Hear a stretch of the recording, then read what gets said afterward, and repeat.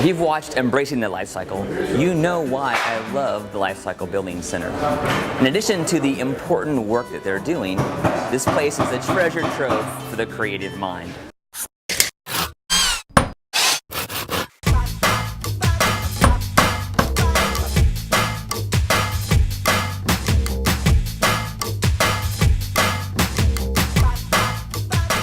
Today I'm participating in a DIY workshop here at the Life Cycle Building Center. Participants will be utilizing found materials and stuff rescued from landfills to create entirely new and beautiful products. This concept is referred to as adaptive reuse. In other words, using a material for something different than its initial intended purpose.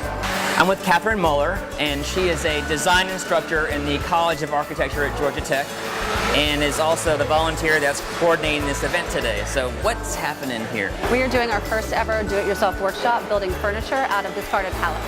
The workshop part of this is they're actually being trained on how to do this. Absolutely. So a lot of our folks have come in with some skills already, but quite a few of them are just eager to build and really, excited about being able to take sort of waste and turn it into treasure, if you will. They're walking away with an ability to maybe use a nail gun, maybe use a saw, or at the very most just really understanding the assembly languages of a lot of these things and what goes into the material and what goes into putting things together.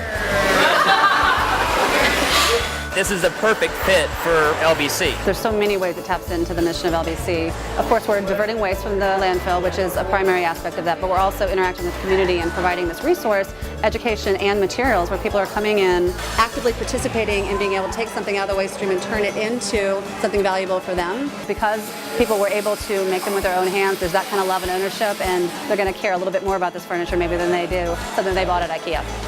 They're making everything from bar stools to benches to side tables, and I think we've got one kind of custom project that's going to be for a dog and person to share a space. I like it. Yeah, design students, they'll come up with some crazy stuff. So you're going to do more of these? Absolutely. In fact, the response was so overwhelming from people, we had to cut off the sign-ups, just making sure that for our first one we had enough materials and volunteers. And we've got lots of emails coming in asking for different workshops. And long-term, we definitely have a vision to be creating a range of different educational offerings, whether it's about home improvement and home maintenance, or a lot of these are a little bit more designy and creating something. The sky's the limit really in terms of what you can do with recycled materials, and we really want people to understand what all those possibilities are. Also have a lot of fun in the process making things like this. We had about 50 pallets that were donated to us today, thanks to Specialty Tile in Norcross and Waffle House and Bubba's Pat Emporium in Johns Creek.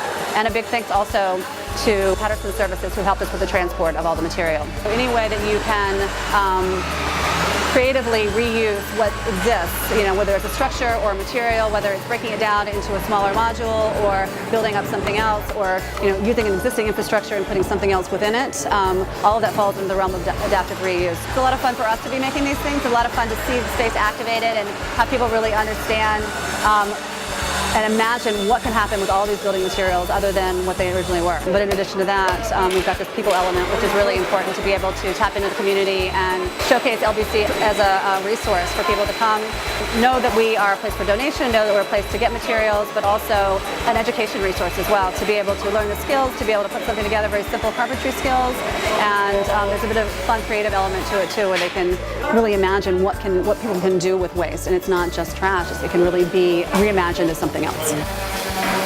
Thank you. You're welcome. Thank you. I'm going to go build something. All right, please do. At Green Shorts, our mission is to inspire you with easy ways to make your life more sustainable. And now we want to show you how you can do it yourself. As always, our challenge to you, put your green on one leg at a time.